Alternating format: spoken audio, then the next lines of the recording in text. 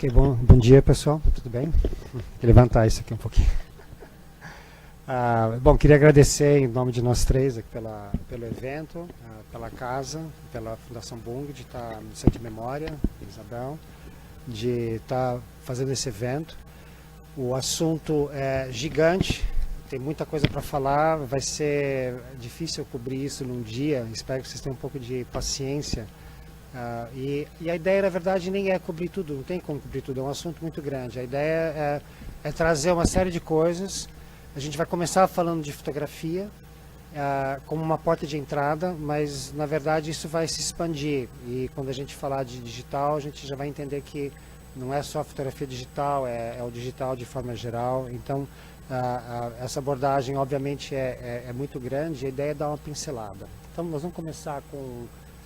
a gente está com a apresentação aqui nas laterais. E...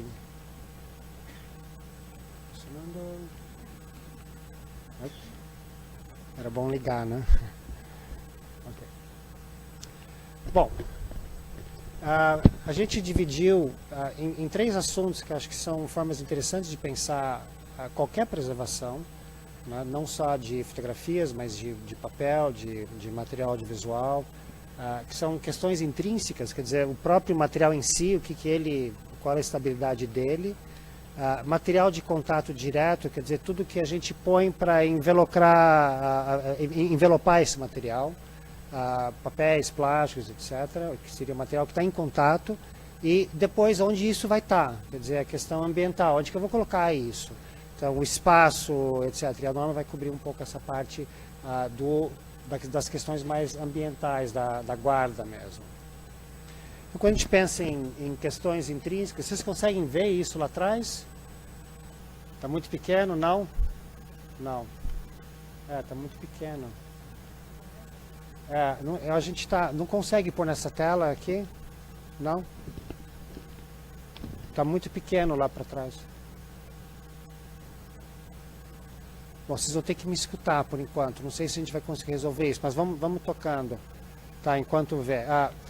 Quando a gente fala em questões intrínsecas de fotografia, a gente está falando dos materiais, a gente tem que saber do que é composto. Então, por exemplo, fotografia preto e branco é composto de prata, resíduos do processo fotoquímico. Então, ele pode ter um monte de resíduos que sobraram durante o processo de revelação, enfim, tanto do filme como do papel. Se a gente fala de material colorido, a gente tem que saber do que é composto. Então, a gente tem que sempre entender do que esse material é composto, do que a gente está guardando, porque esse material pode ter problemas de instabilidade com o tempo, a ação do tempo ele pode se transformar, e isso é uma coisa que a gente tem que estar atento.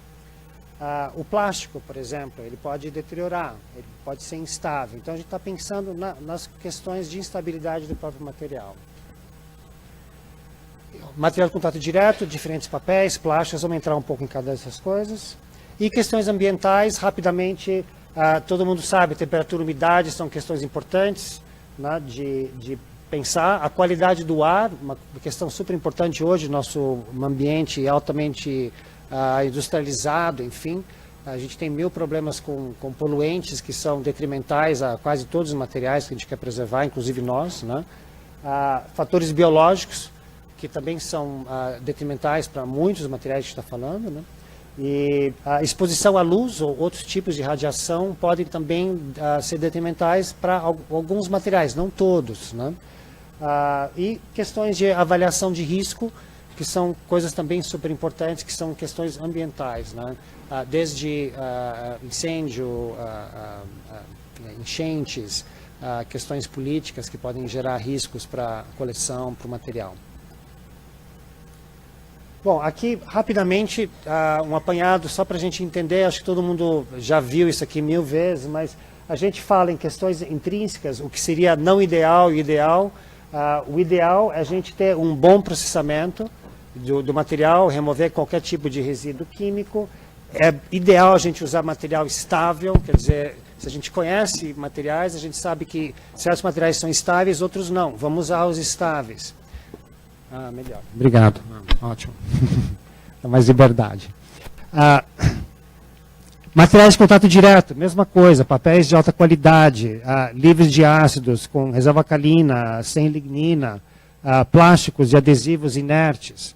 O contrário seria usar plásticos que não são inertes, usar papel ácido, cheio de lignina, para material de contato direto. Então, aqui a gente começa já a diferenciar o que a gente quer, o que a gente não quer no mundo ideal. Nem sempre a gente pode ter tudo que a gente quer. E em termos de ambiente, é claro que o não ideal é ter alta temperatura, isso não é bom, é ter alta umidade, é ter poluente, é expor a radiação UV, é ter degradação biológica. Essas são as coisas não ideais e o ideal é o contrário, né? Então a gente quer sempre tentar chegar nesses elementos ideais aqui. Esmaecimento é uma questão muito comum com fotografias, principalmente, a gente está falando. E no caso de fotos preto e branco, tem muito a ver com problemas de processamento e resíduos de fixador, por exemplo, que não se sabia muito bem como fixar, como lavar, tanto negativos como cópias em papel. E a gente encontra em acervos hoje muito material bastante amarelado e tem muito esmaecimento nas altas luzes, principalmente, porque a imagem vai sumindo, ela se transforma em um estado iônico e ela é invisível e, eventualmente, ela sai da imagem com o tempo.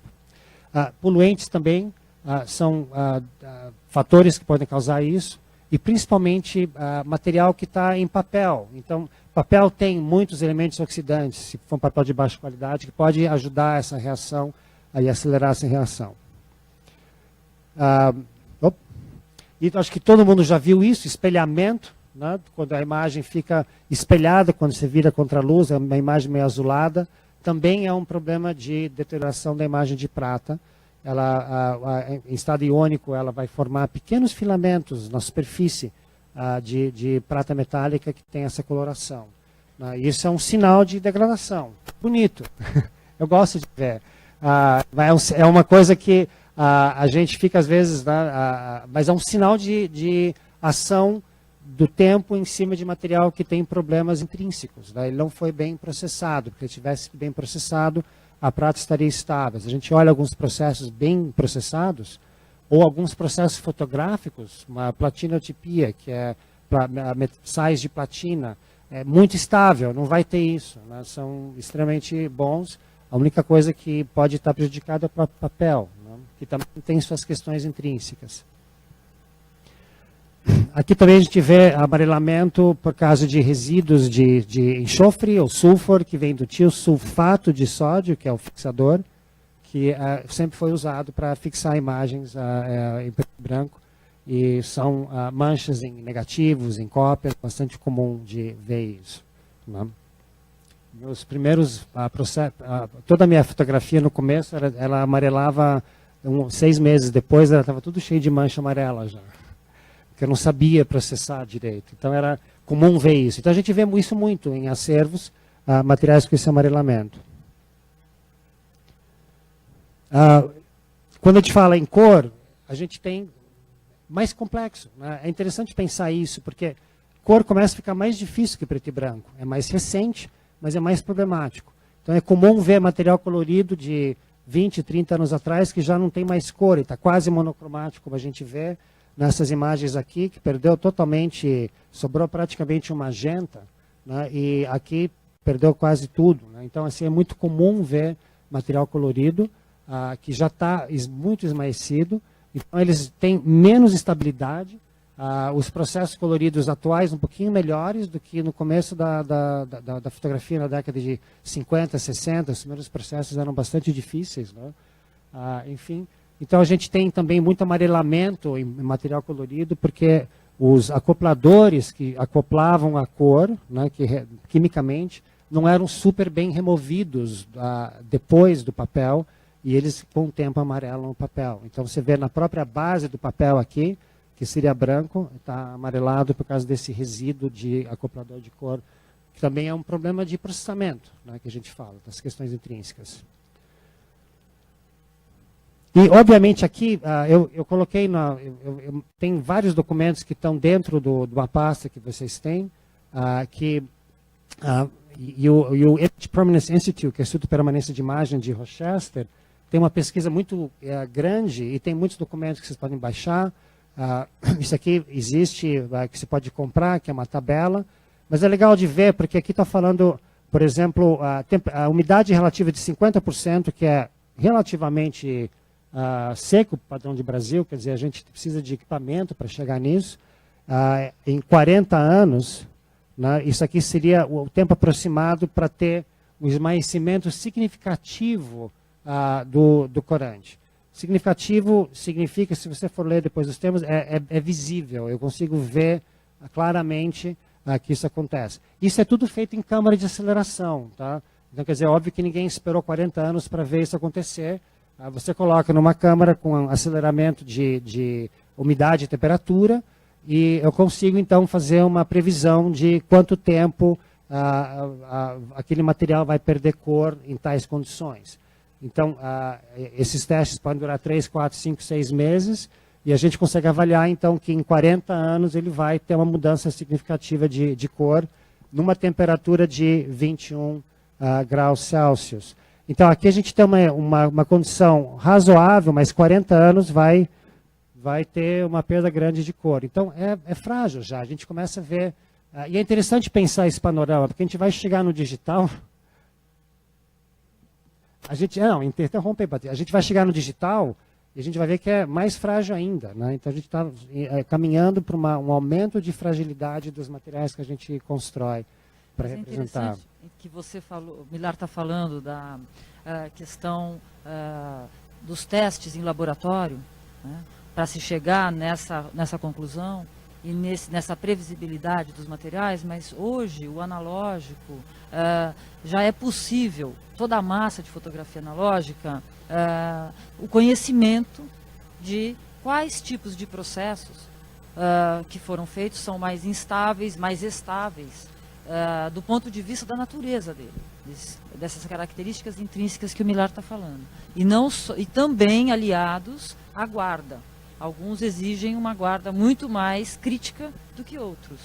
Então, o exemplo 50% de umidade relativa e essa previsão de quantos anos ele vai começar a ter uma perda significativa, também se dá pela prática. Os arquivos e os pesquisadores, os cientistas dessa área, têm visto esses lotes de coleção, bem guardados ou mal guardados, quão frágeis eles são. Isso, obrigado, Patrícia, é verdade. E aqui você vê também uma imagem colorida totalmente esmaecida, né? Um diapositivo. Se a gente fala em plástico, acho que todo mundo conhece nitrato de celulose, né? Que é o primeiro material fílmico, né? Que foi usado nas câmaras fotográficas e depois em cinema, que era o primeiro material transparente, que tinha uma transparência incrível, tal, que possibilitou a gente ter rolo de filme. Ele era extremamente combustível, a gente perdeu muito material. Se estima quantos por cento, Patrícia? A gente tem quase nada, né, de nitrato sobrando no mundo. Aproximadamente 30% das coleções em nível mundial sobreviveram. Então, aproximadamente 70% foram perdidos, isso do mundo do norte, do mundo mais abastado em relação à preservação, até... E o próprio arquivo público do Estado aqui tem uma coleção de negativos com base de nitrato de celulose, né, que estão em bom estado, a maioria está em bom estado. Mas a coleção de nitrato fílmica, né, filme cinematográfico, toda essa coleção foi arquivada na Cinemateca Brasileira, porque tem uma norma, na verdade, não é uma norma, é uma, digamos... Recomendação. Uma recomendação para que todos os filmes em nitrato, filmes de cinema, sejam arquivados na Cinemateca. Então, a coleção daqui foi para lá e já foi duplicada, tanto fotoquimicamente quanto digitalmente. Mas a fotográfica está aqui, que é o que o Millar estava falando. Então aqui a gente tem, está escrito nitrato, aqui a imagem de cinema em nitrato, aqui é uma trilha sonora que está escrito safety film, que já é uma base em acetato. Okay? Que o conceito de safety é um filme seguro, né? Então, e aqui tem alguns graus de degradação que são padrões internacionais, né? De você determinar qual que é o nível de degradação, 1, 2, 3, 4, 5, 6, e que o material vai realmente se decompondo. Se ele não incendiar espontaneamente, ele vai chegar a virar uma massa, como está aqui no final, que não tem nem mais imagem, nem condição. Já aqui já fica difícil de pensar em salvar alguma coisa, quando começar a atingir os níveis mais degradados. Então, obviamente, a gente tem que estar atento a isso, né? Infelizmente, muitas vezes a gente chega em coleções onde já está num nível quase impossível de ter qualquer tipo de tratamento, talvez alguma documentação fotográfica e só. Acetato de celulose veio depois, em termos de plástico, e também um material chamado safety, porque ele não tinha essa combustão espontânea que o nitrato de celulose tinha, e ele começou então a substituir o nitrato de celulose, e depois de algumas décadas se percebeu que também ele tinha um problema de degradação, que é o famoso síndrome do vinagre, que acho que todo mundo já deve ter visto alguma coisa assim, ou pelo menos cheirado, né, quando você entra num acervo ou abre uma caixa e tem um cheiro forte avinagrado, que é a decomposição desse plástico, à medida que ele vai quebrando a cadeia, ele vai liberando ácido acético e ele vai encolhendo. Né? Então aqui a gente vê o encolhimento da base plástica, e isso é uma coisa intrínseca do suporte, não é da imagem. A imagem está boa, inclusive. Muitas vezes a gente tem um trabalho bastante delicado, mas é possível remover a gelatina com a imagem e colocar num vidro ou num poliéster e salvar o negativo. É um trabalho bastante intensivo e, obviamente, caro e delicado, mas o problema não está na imagem, é o plástico, é o suporte que está deteriorando. E, obviamente, isso acaba levando a imagem junto, né? E nas fases finais também a gente tem essa classificação aqui, até 5, e a gente começa a ter na fase 4 muita cristalização, que você vê aqui num rolo de cinema, é toda essa cristalização, e isso atravessa, inclusive, a gelatina não é mais transparente. Então a imagem é totalmente cristalizada, a imagem, o suporte do filme, inclusive a própria gelatina acaba sendo cristalizada. Tá? Tem um ponto importante aqui, que esse gráfico mostra, que é um ponto que a gente chama de autocatalítico, a gente chama do 0,5%, que está definido aqui. Isso aqui é o Instituto de Permanência de Imagens desenvolveu esse método para determinar quando que o nível de acidez chegou em 0,5. Isso não é pH, tá, gente? É o nível de acidez livre na atmosfera, que você consegue medir, e quando chega nesse ponto, você põe um papelzinho e mede, né? Quer dizer, se estiver no 0 está ok, quando começa a chegar no 1 já está sinal que tem acidez livre, e você começa a entender o ponto, porque esse autocatalítico é um ponto que ele vai crescer rapidamente, quer dizer, ele vai passar, como a própria curva mostra aqui, a degradação, ele se potencializa rapidamente aqui, inclusive é perigoso para outros materiais que não estão em estado de degradação, porque ele acelera. É o famoso a maçã podre que apodrece as outras maçãs, é um pouco esse conceito. Tá? Então é uma velocidade muito grande, então a gente tem que estar atento a esse ponto aqui numa coleção de acetato, porque ele pode degradar rapidamente e você perder condição de talvez salvar, recuperar, digitalizar esse material, passar para uma outra mídia fílmica e assim por diante. E aqui também, voltando às tabelas do Estudo de Permanência de Imagem, tem muito material de referência, tá? Eu coloquei algumas coisas novamente. No site deles tem muito material que pode baixar. Aqui mostra um filme novo, tá certo? Então, se eu tenho um filme 0, se eu estou em 10 graus, 50%, ele vai demorar 150 anos para atingir esse ponto de 0,5 de acidez. Filme de acetato. Então, um filme produzido em 2000, por exemplo, em acetato, colocado em uma área climatizada, cuidado, ele vai demorar nessas condições. 10 graus é frio, hein? 50%. Né? Se ele tiver a 21 graus e a 50%, 40 anos. Tá? Então também não é uma grande longevidade, né, se a gente pensar. A gente tem que estar atento a isso. Né, que a gente está pensando em como a gente guardar. Né? Se a gente pensar em filmes degradados, a questão é um pouco mais crítica, né? Porque o filme já está um pouco ácido e ele pode, então, em 25 anos, dobrar essa acidez, mesmo a 10 graus. Então, são filmes que precisam ser preservados com certa urgência, né, ou digitalizados, ou transcritos para outra mídia. Quando a gente fala em materiais de contato direto, mudando para a segunda parte, a gente quer, idealmente, materiais que são quimicamente e fisicamente inertes, né? Isso seria o ideal.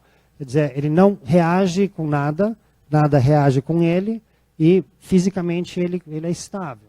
Tá? Então, não todos os materiais conseguem alcançar isso. A gente pode olhar, tem uma norma ISO para isso, tá? Que fala sobre isso.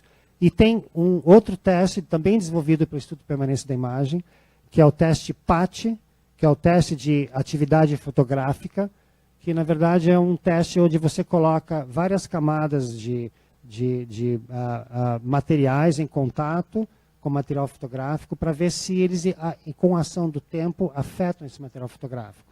Tá? Então, você tem que mandar os seus materiais para o instituto. Você tem um papel, por exemplo, você quer testar, você manda o papel, eles vão pegar várias amostras do papel, colocar em contato com vários materiais fotográficos, uma prensa, e vão, tem toda não é tão simples assim, mas de qualquer forma essa é a ideia, o conceito, e depois de um certo período, com ação de temperatura e umidade, eles vão julgar se esse material afetou ou não o material fotográfico que está em contato direto.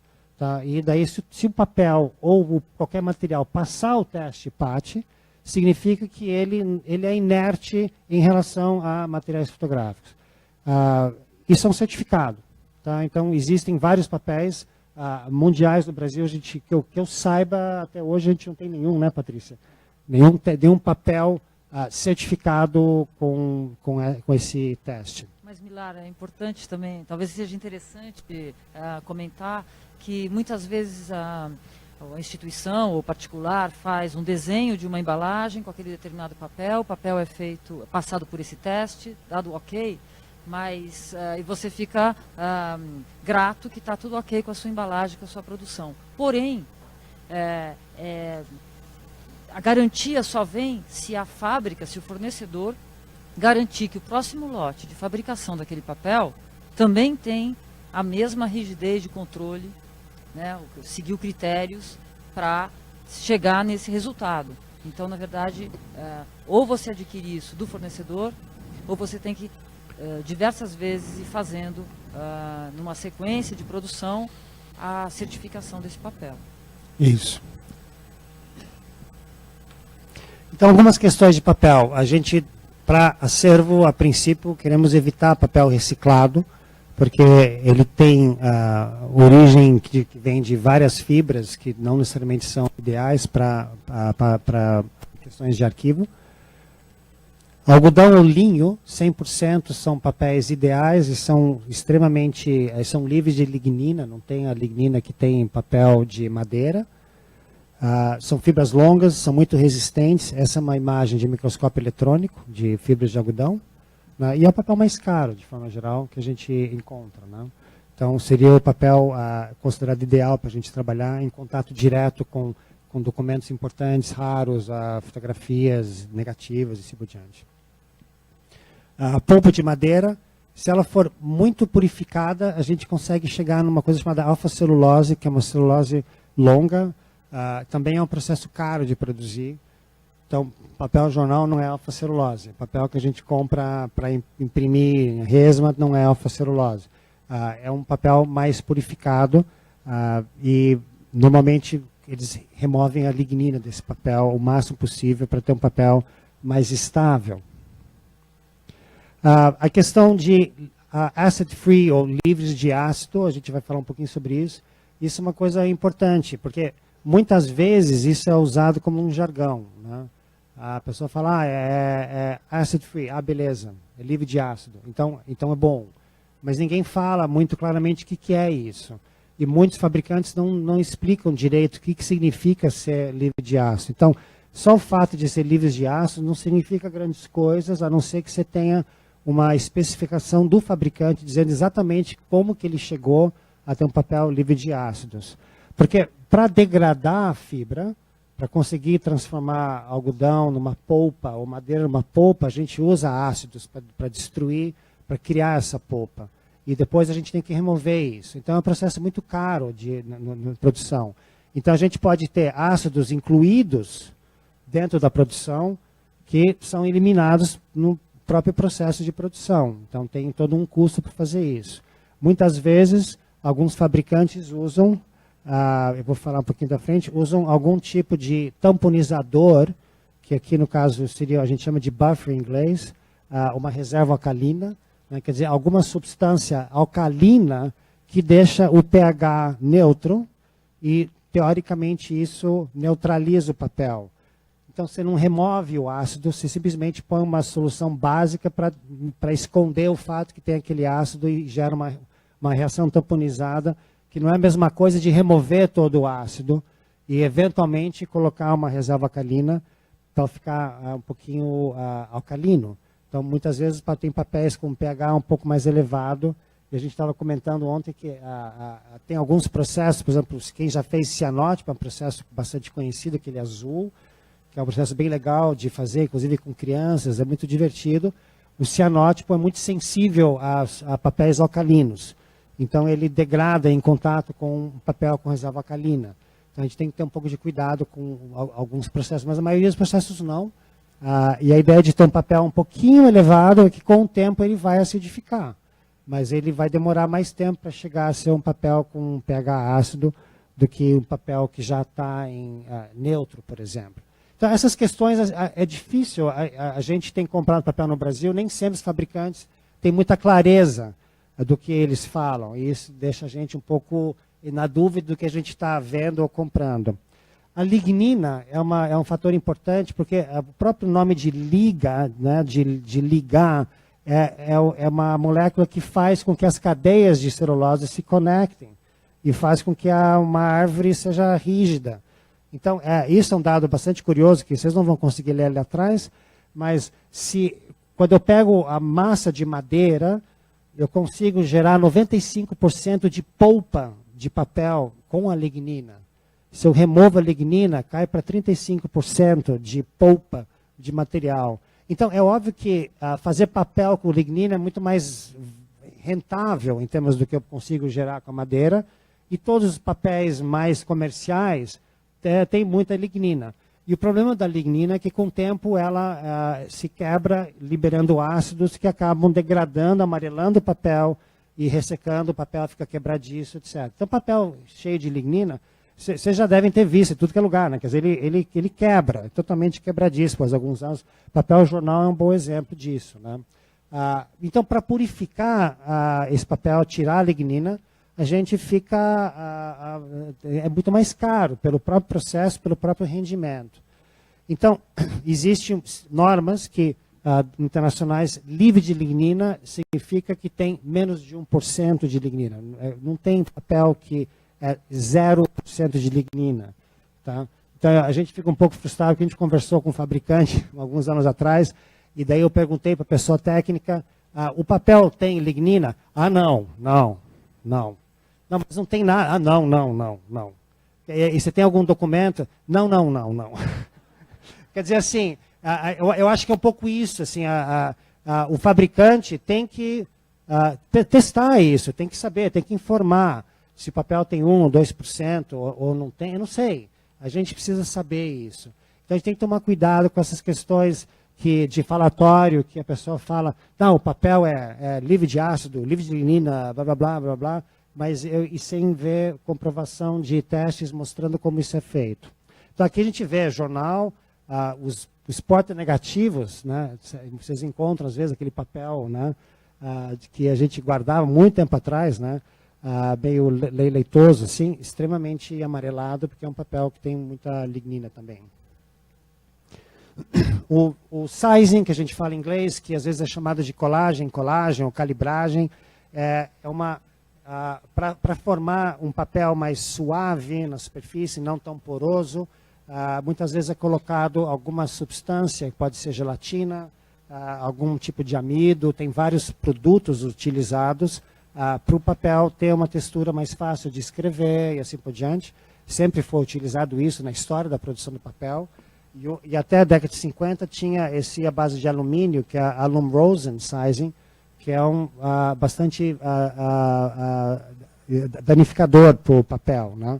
Então, isso também é uma questão que quem tem que falar para a gente é o fabricante do papel. Se tem isso, não tem, o que é usado para fazer isso, e se isso pode também, porque é importante para a gente saber, porque isso pode ter efeito detrimental para o material que está em contato direto. Por isso que a gente está pensando tudo isso.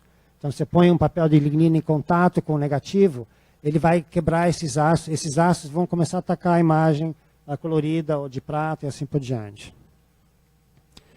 Corantes, obviamente, menos é sempre mais, a gente sempre pensa isso. Então, corantes podem ter problemas de instabilidade, reagir com o material que está em contato. Então, menos corante é sempre melhor do que mais corante, né?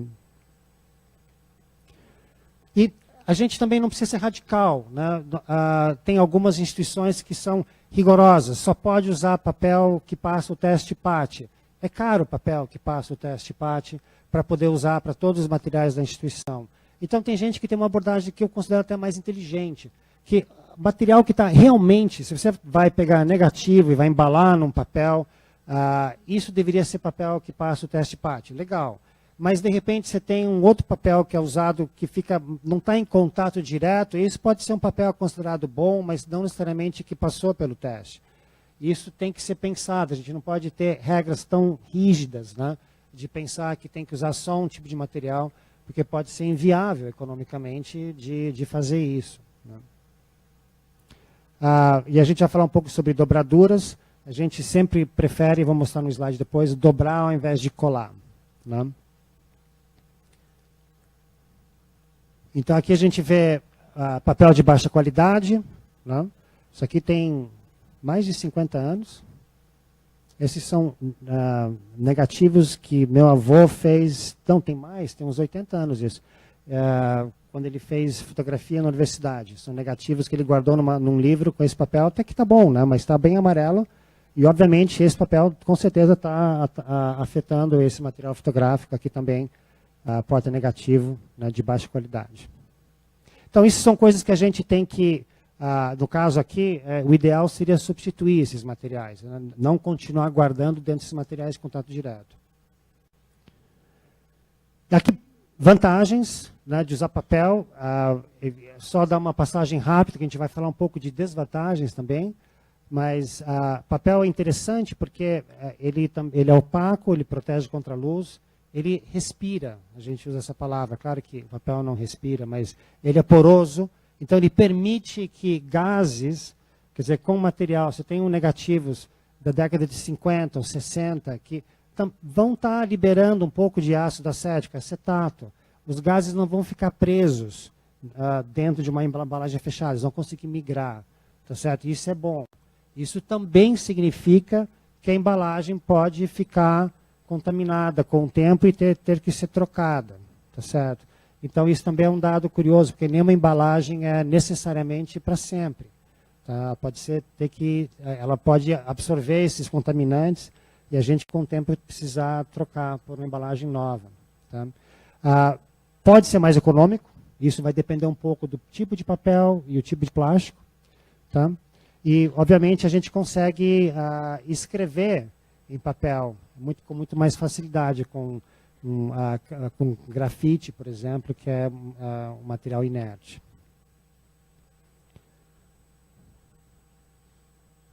Para lá? Tá. Desvantagens. É claro que se você tem uma coleção que você está sempre querendo ver, é complicado o papel, né? Porque você vai ter que abrir para poder ver o material. E isso é manuseio. E manuseio é uma das piores coisas que tem, né? A gente é o que mais destrói material, né, pelo próprio manuseio. Então, o manuseio constante, tira, põe, isso pode riscar. Às vezes a pessoa não pode não usar luva, pode pôr gordura no material e assim por diante. Então, coleções que estão bem catalogadas, talvez digitalizadas, provavelmente não vão mais, alguém não vai mais acessar esse material com tanta frequência, justifica até estar em papel, porque o número está ali, se for pontualmente usar, né, pode ser interessante. E a gente usa muito também envelope em cruz, onde, na verdade, você abre o papel e o objeto está ali, então fica fácil, você não precisa tirar com envelope de papel, por exemplo, ficar tirando onde ele pode arranhar.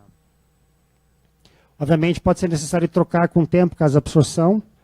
Papel tem um problema, óbvio, que por causa de água, essas coisas, ele não resiste a uma enchente, né? Isso tem um problema de danos de água, umidade. Plástico. A gente quer... um dos grandes problemas, e hoje acho que não é tão complicado para a gente, mas quando a gente olha em plásticos do começo da produção de plástico, sabe, do século passado, sei lá, dos últimos 30, 40 anos, a gente tinha muito, no Brasil principalmente, muito PVC, que era em formato plástico, e PVC tem uma coisa chamada plastificantes, que são as substâncias que tornam o plástico flexível, tá certo? Para ele poder dobrar, para ele ter essa flexibilidade. E esses plastificantes, eles se degradam com a ação do tempo, e umidade, temperatura, e vão quebrar esse plástico e vão depositar acidez e elementos ácidos em cima do material que estão em contato direto. Então a gente tem que ter muito cuidado com isso. Obviamente hoje é muito raro a gente encontrar qualquer material para uso de acervo feito com PVC, como tinha antigamente. Quando eu comecei a fazer fotografia, a gente na década de 70, 80, por aí, os porta-negativos, os porta-slides, né, que a gente tinha no Brasil eram todos de PVC, o plástico que vendia aqui no Brasil. O plástico tem, na produção do plástico, tem elementos que a gente chama de antiderrapantes ou anti-block, e aqui são imagens de microscópio eletrônico. São pequenas partículas, porque o plástico pode tender a grudar. E quando você coloca algo dentro do plástico, ele pode também aderir à superfície plástica. Então, eles produzem pequenas partículas, muitas vezes são sílica, que funcionam como separadores dessas folhas de plástico, né? E isso é difícil. Confesso que quando você olha em ficha técnica de produção de plástico, eles não são muito claros sobre o que eles estão usando, não tem essa especificação. É muito raro achar um fabricante que coloca tudo que vai dentro de um plástico. Mas existem alguns plásticos que usam menos agentes anti-block do que outros, né? Então, esses normalmente são mais caros, são plásticos mais densos, não são tão comerciais, né? Então, a gente tem que procurar um pouquinho essa questão de entender, porque quanto menos desses agentes, melhor em termos de longevidade. A gente não quer corantes ou revestimentos a mais, etc. Então, existem alguns plásticos que vêm com revestimento anti-brilho, sei lá, coisa desse tipo. Um polipropileno, que eles colocam uma superfície para ele não brilhar. Esse revestimento, do que é? Quer dizer, é óbvio que é preferível ter um sem revestimento que não tem tantos produtos a mais que podem eventualmente ser prejudiciais. O poliéster, né, que a gente chama de mylar, o PET, é um dos materiais mais inertes, rígidos e estáveis que a gente conseguiu produzir até hoje, tá? Então é o material menos biodegradável possível, né? Em termos ambientais ele é péssimo, né? Você enterra ele está lá, daqui a 1000 anos ele não reagiu com nada, nada reagiu com ele vai estar sujo, amassado, enfim. Mas é um material muito inerte, isso é legal para a gente pensar em termos de acervo, e é um dos mais caros em relação ao polipropileno, polietileno, enfim. Que são opções boas também, né? Polipropileno e polietileno são ótimas opções, são mais baratos e tem mais produtos produzidos com eles para guardar material. Obviamente a gente vai evitar nitrato de celulose, acho que nem dá para comprar isso hoje, e acetato de celulose ou PVC, são plásticos que a gente quer evitar. Vantagens de plástico: de forma geral é mais durável que papel, você consegue ver o material, então se você tem material que você precisa olhar com certa frequência, pode ser interessante o plástico porque evita o manuseio. Então aqui você tem um exemplo de slides, né? Essa folha eu consigo ver, se todos esses slides estão numa embalagem de papel, eu vou ter que abrir uma por uma para ver o que tem dentro, se eu não tenho certeza, ou se eu quero acessar o material, aqui eu consigo ver. Então tem essa vantagem, né? O plástico, de forma geral, pode proteger contra contaminantes. Ele não é poroso como papel. Por outro lado, ele não respira como papel. Então isso pode ser prejudicial, de não respirar. Então colocar negativos que são de acetato, que já tem um número razoável de décadas, que podem já estar quebrando esse acetato, liberando gases dentro de um plástico, não é legal, porque ele não vai respirar. Né? E isso vai acelerar, porque vai ficar um microambiente ali, à medida que a acidez vai saindo, ele não vai conseguir sair e vai acelerar o processo de degradação. Tá? Então, são questões de pensar em relação. Desvantagens, se for muito manuseado, às vezes o plástico pode riscar. Também, muitas vezes, pelos elementos anti-block, que à medida que você põe uma cópia, por exemplo, dentro de um plástico, tira e põe, ele pode riscar a superfície com micro-riscos, tal. Às vezes a gente nem vê, né? Mas com a ação do tempo isso representa bastante. Algumas embalagens plásticas podem reter umidade e pode criar uma coisa que é grudar, né? Grudar com superfícies brilhantes. A gente vê isso. É muito comum duas superfícies lisas grudarem.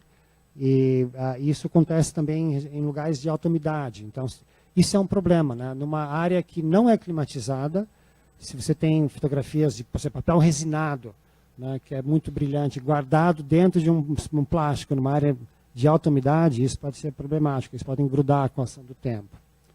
Não dá para escrever tanto, é transparente, então isso pode aumentar a exposição à luz, obviamente, isso pode estar numa área fechada, então não tem exposição à luz. Né? Tá? E polietileno, em especial, tem um ponto razoavelmente baixo de fusão. Então, se tiver um incêndio em alguma área e ele estiver perto, a temperatura pode chegar ao ponto dele derreter. Né? Então, isso é um problema do polietileno em especial. Né? Ainda é alto, né? São 260 graus, mais ou menos. Tá? Desculpa, 165, né? O poliéster é 260 graus. Seria o ponto meio de fusão, assim, né? Dele começar a derreter. Tá? Então, o poliéster é mais resistente nesse aspecto. Tá? Adesivos. Aqui tem uma lista de adesivos, né? E às vezes a gente precisa usar adesivo. Né? Mas a gente tem que olhar com bastante cuidado os tipos de adesivos. A gente tem o PVA, que é acetato de polivinila, etilvinilacetato e álcool polivinílico são os principais, considerados mais neutros. Isso aqui é um universo, né, gente? Tem livros só sobre adesivo, né? Porque tem características que, dependendo do que você está usando, alguns adesivos são melhores ou outros. Então, dentro da encadernação, tem alguns adesivos que são ideais, assim por diante. Esses adesivos, muitas vezes, são colocados em produtos, como uma fita. Aqui é uma fita que usa Tyvek, por exemplo. Tyvek é polipropileno, que eles fazem em fibras e fazem um tecido e põem um adesivo acrílico. Então, por exemplo, tem adesivos acrílicos que são também inertes com a ação do tempo. E daí tem outros adesivos que a gente conhece dentro da encadernação, metilcelulose, caseína, cola de arroz, amido, cola de pele de coelho, cola de peixe. Tem um monte de colas interessantes aí. Mas o grande negócio que a gente vai falar daqui para um pouco mais à frente é que a regra geral é sempre tentar usar o mínimo de tudo que a gente puder usar. Então, não exagerar no uso do adesivo, porque mesmo ele sendo inerte, não necessariamente ele é ideal. Então, volta aquela questão de menos vai sempre ser mais. Então, ter menos elementos é muito melhor do que ter mais. Se eu tenho uma fotografia guardada, beleza. Se ela está adesivada no outro material, com uma camada não sei o que em cima, etc., são muitos materiais que vão trabalhar com a ação do tempo, expandindo, contraindo, etc. Tem muito mais chance de não sobreviver ou ter problemas do que somente a fotografia solta, sem nada em cima e nem embaixo. Então, um pouco esse conceito, né, da gente pensar em menos coisas do que mais. Aqui a gente vê marcas de adesivos ácidos, né, também é muito comum, eu lembro de um álbum que colocaram tipo 4 pontos de cola nas fotos e você vê na frente o amarelamento, quer dizer, a acidez da cola acabou atravessando e reagindo com o papel fotográfico do outro lado, gerando esse amarelamento. Aqui está no verso, né? Então, às vezes, não atravessa. Então, aqui é um exemplo interessante, quer dizer, eu tenho polipropileno, eu tenho papel de 100% algodão, Aqui tem material que foi digitalizado, quer dizer, dificilmente vai ter que voltar para esse original, e se tiver, você vai saber o que você quer dizer, você tem o arquivo número tal, você vai direto no lugar que está e acha ele, então você não vai manusear isso. Está dentro de uma caixa que não tem cola, eles simplesmente são dobras de papel, então não tem nenhum adesivo aqui, e isso está embalado, e a gente vai falar mais para frente em camadas, né? Quer dizer, eu tenho uma camada do papel, a segunda camada aqui, a terceira caixa, e a caixa dentro de uma área climatizada. Então, eu tenho esse efeito, né, de várias camadas protegendo esse material. Então, aqui é uma solução sem adesivo. Então, se a gente conseguir pensar em soluções, eu sempre acho mais interessante. Aqui é um outro exemplo de muitas camadas. Então, aqui tem um negativo que está na embalagem de papel, que é um papel neutro de algodão. Isso aqui está dentro de um envelope. Esse papel é de reserva alcalina. Tá? Dentro desse envelope tem vários desses menores. Isso aqui está dentro de uma caixa. Tá certo? E essa caixa está numa área climatizada. Esse envelope, para fechar, tem um filete mínimo de cola, de adesivo. Bem mínimo de cola PVA. Tá? É o único adesivo que é usado nesse sistema.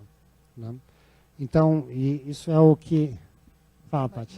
Então, ele tem o adesivo, mas ele não está em contato direto com o material fotográfico. Exato. Entre ele e o material fotográfico ainda tem o material de contato direto. E também esse material está na área climatizada, como disse o Milar, mas ele também está no mobiliário correto. Ele não está numa estante de madeira, que também pode exalar ácidos não bons para o material fotográfico. Ele está numa estante metálica, com pintura eletrostática, nessa área climatizada. Então, eu acho que é importante entender todo o conjunto, né?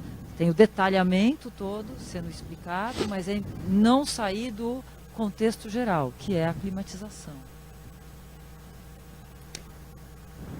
Bom, então a gente, só para fechar com alguns temas, eu vou passar para a Patrícia, a gente falou em livre de aço, pH, aqui a gente usa uma expressão tipo arquivístico.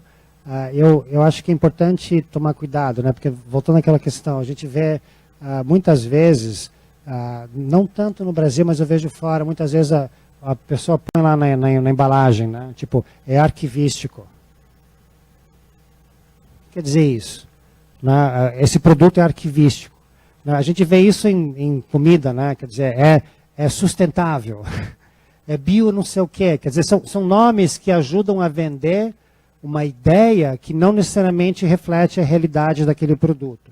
Então, a gente tem que tomar cuidado de entender a clareza, se alguém fala que esse material é arquivístico, por que ele é arquivístico?